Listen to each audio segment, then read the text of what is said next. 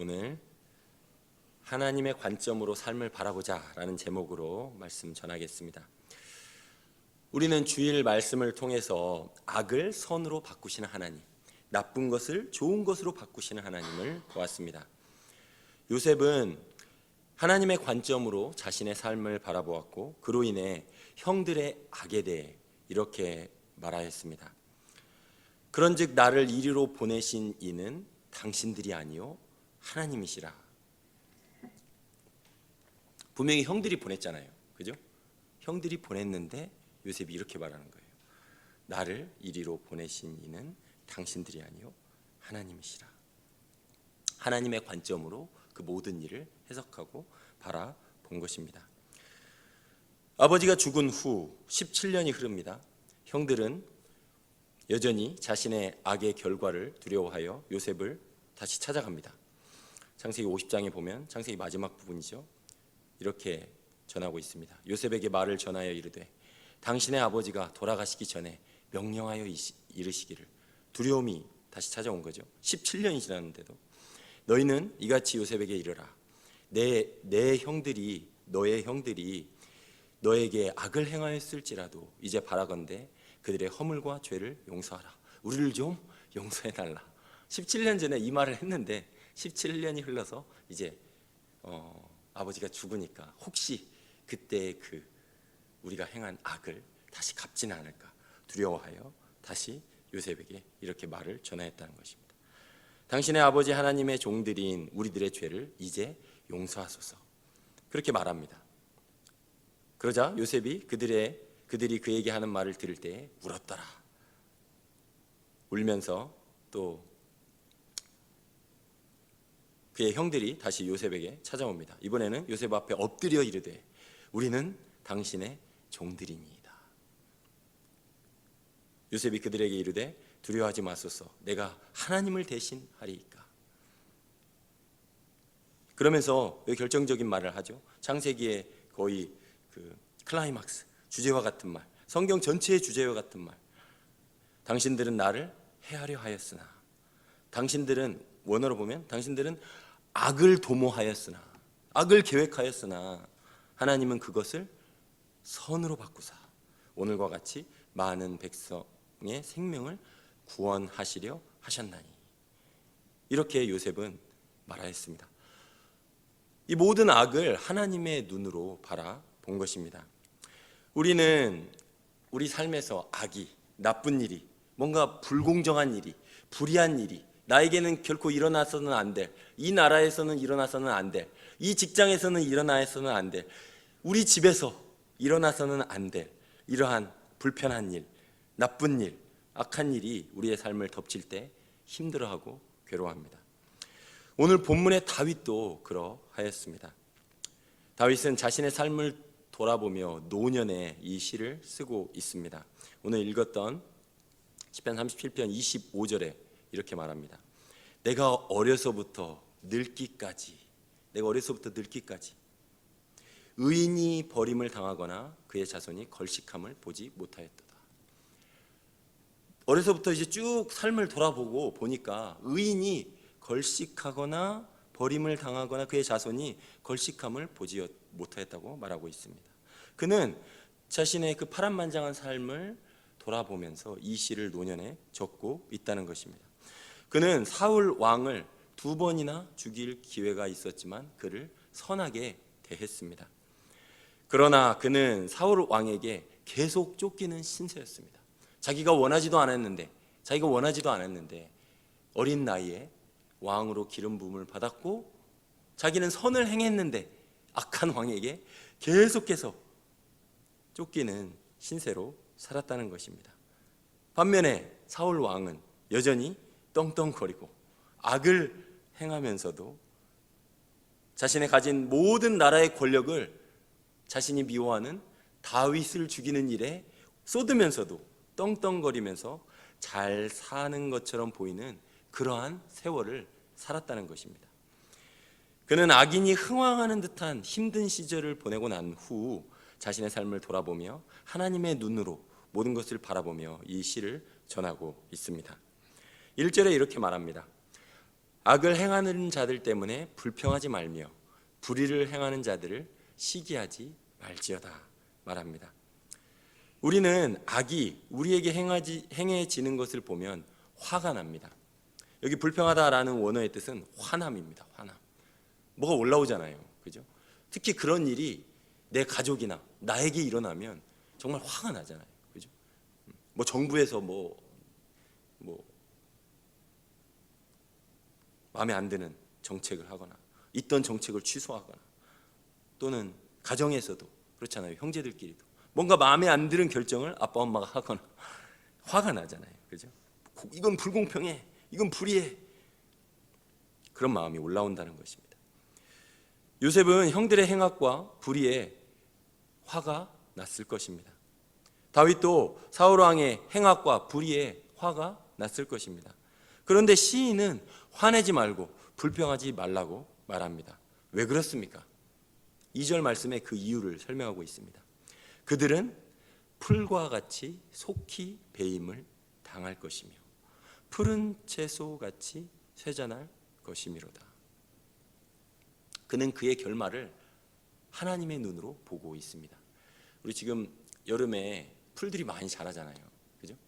그러니까 뭐 아파트나 이런 환경 조성하시는 그 어르신들이 그거 하시잖아요. 그죠? 풀을 베고 나면 어떠죠?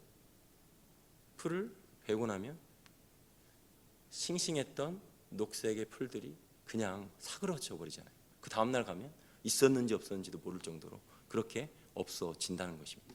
그것이 바로 악인들의 결말이라는 것입니다. 하나님께서 때가 되면 그렇게 하실 거라는 것입니다.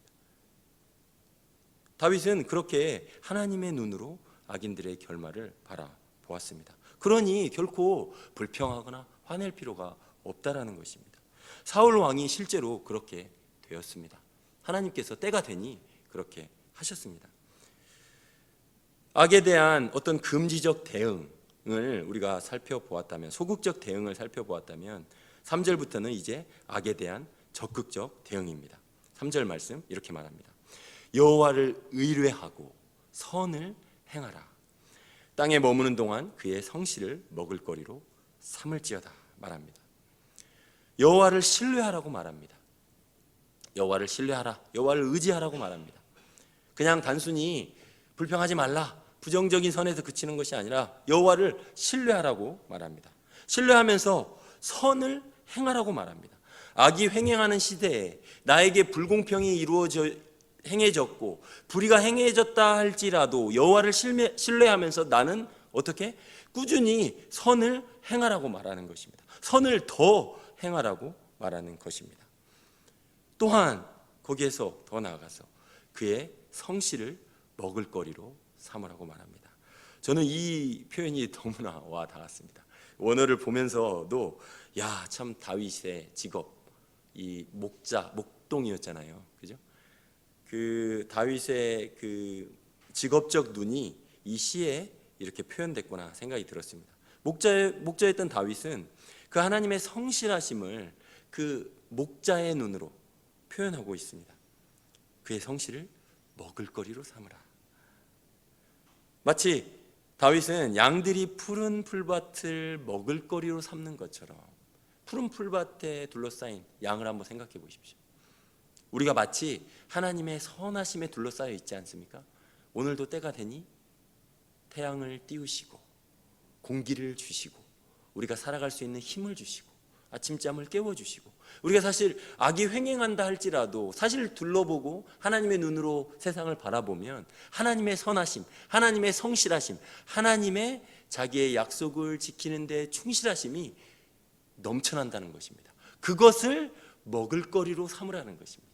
그것을 마음의 양식으로 삼으라는 것입니다. 그러면 악을 이길 수 있다는 것입니다. 그러면 악을 견뎌낼 수 있다는 것입니다. 다윗의 시적인 표현입니다. 그러면서 계속 나갑니다. 다윗은 또 여호와를 기뻐하라. 그가 내 마음의 소원을 내게 이루어 주시리로다. 여호와를 기뻐하라고 말합니다. 사실 이것이 신앙의 핵심입니다. 여호와를 기뻐하는 것, 이것이 신앙의 핵심입니다. 기독교 신앙은 단순히 결단이 아닙니다. 내가 이렇게 해야지, 나 이렇게 살아야지, 내가 오늘부터는 이렇게 할 거야, 나 기도할 거야, 말씀 볼 거야. 기독교 신앙 이런 거 아닙니다. 기독교 신앙은 여호와를 기뻐하는 것입니다. 우리는 때로 여호와의 자비를 더 기뻐할 수 있습니다. 여호와의 용서를 더 기뻐할 수 있습니다. 제 말을 잘 들어보십시오. 여호와의 선하심을 기뻐할 수 있습니다. 여호와의 전능하심을 기뻐할 수 있습니다. 그런데 신앙의 본질은 무엇이냐면, 이 악이 판치는 세상 가운데 불의가 끊이지 않을, 예수님 다시 오시기까지 불의가 있을 거잖아요. 그죠? 대한민국이 천국이 될 것입니까? 이 세상이 천국이 됩니까? 하나님 나라가 온전히 임하는 것입니까? 아니죠. 우리 알잖아요. 예수님 오시기 전까지는 악이 있을 거예요. 나에게 불의가 있을 거예요. 우리 직장에 불의가, 불공정이 있을 것이라는 것입니다. 그런데 이 모든 것을 이기는 힘은 여호와를 기뻐하는 것이라는 것입니다. 이것이 없다면 우리의 신앙은 헛것입니다. 신앙을 그냥 종교적인 의무로만 여기고 기도하는 것이, 성경 읽는 것이, 하나님께 예배를 드리는 것이, 성도의 교제를 나누는 것이, 그 모든 것에서 기쁨을 누리지 못한다면 우리의 신앙은 뭔가 문제가 있다는 것입니다. 저는 우리 청소년들이, 우리 아이들이 여호와를 기뻐하는 마음을 갖기를 소원합니다. 여호와를 기뻐하는 것이 신앙의 본질이기 때문입니다. 여러분들 기뻐서 이 자리에 나오신 거 아닙니까?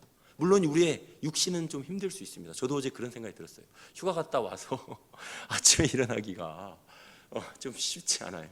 육신은 힘들잖아요. 오늘도 사실 힘들었어요. 힘들더라고요, 깨는데. 그런데 우리의 속사람은 와서 말씀을 듣고 기도하는데, 어제 기도하는데 시간 가는 줄 모르겠어요. 제 겉사람이 그런 게 아니라 우리의 속사람이 그렇다는 거예요. 하나님께서 말씀을 듣고 거듭나게 한 우리의 신앙, 우리의 속사람은 기도를 기뻐하고 말씀 듣기를 기뻐하고 성도의 교제를 기뻐하고 하나님을 예배하는 것을 기뻐한다라는 것입니다. 어제 말씀에서, 우리 신명기 말씀에서 마음에 할례를 행하신다라고 말씀하셨는데, 그것은 곧 여호와를 사랑하고 여호와를 기뻐하도록 하기 위함입니다. 이렇게 여호와를 기뻐하는 마음에 하나님은 어떠한 일을 행하십니까? 오늘 약속의 말씀으로 주어졌죠. 놀라운 말씀입니다. 4절 하반절에 여호와를 기뻐하라. 그리하면 어떻게 하신다고요?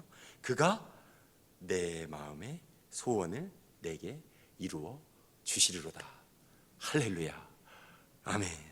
어떤 마음에? 여호와를 기뻐하는 마음에. 네 마음의 소원이 무엇이냐? 내가 네 마음의 소원을 이루어 주시리로다.